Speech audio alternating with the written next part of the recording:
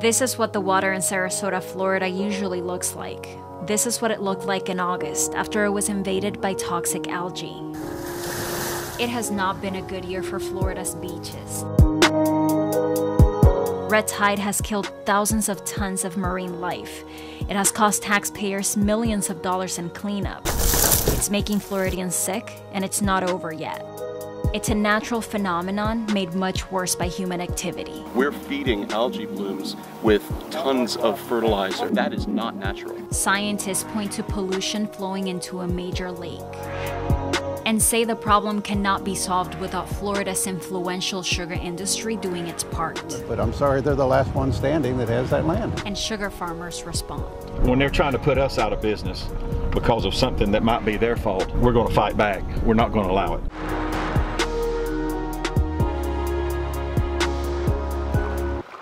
The problem starts here, in Lake Okeechobee. It's Florida's largest freshwater lake, but this summer it was covered in blue-green algae. Lake Okeechobee's been called the liquid heart of South Florida's water, and it's filthy right now. Farm, septic tank, and fertilizer runoff flows into the lake from the north. Then that water is discharged into rivers to the east and west, making its way to the coast and feeding toxic algae. When those gates are open, the water comes through from the lake, which is just beyond that dike, and that's how it reaches the beaches. Instead of being diverted to the coast, activists wish that water flowed south, the way it naturally did more than a century ago, before sugar companies converted wetlands into farmland. We're trying to make a living. We've been doing it for 100 years, you know. The Hammocks live on their farm. Our farm logo is we live the sweet life.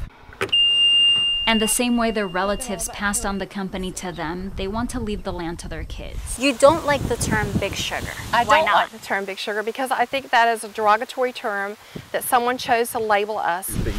It would be unfair to label the Hammocks' 750 acres of farmland big sugar.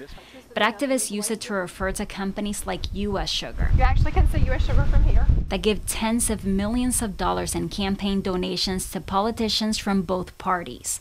They own 230,000 acres of land and seem unwilling to sell any of it. U.S. Sugar. No one from the company was available to give me an on-camera interview, but they said Artis Hammock could speak for them. Her point?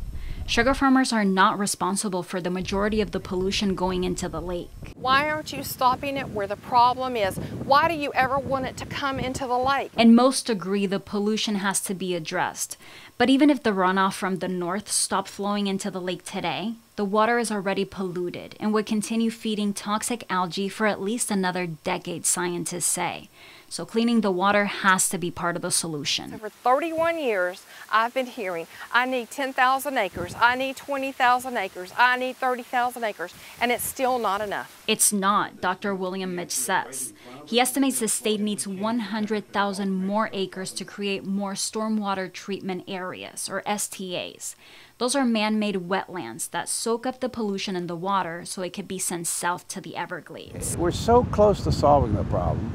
But in order to get that land, the state would have to buy it from the sugar farms. That's all the land that's left. But the state already has wetlands that were built with taxpayer money, and they're doing a great job of cleaning the water. The problem is that less than a quarter of the water being treated here is actually from Lake Okeechobee. Most of it is from sugar farms. We are using taxpayer money to clean up after an industry that's polluting. Yes, they should be cleaning up their own water, but Florida taxpayers are paying to do that instead. The state's wetlands take in approximately 260 billion gallons of water coming from agricultural land.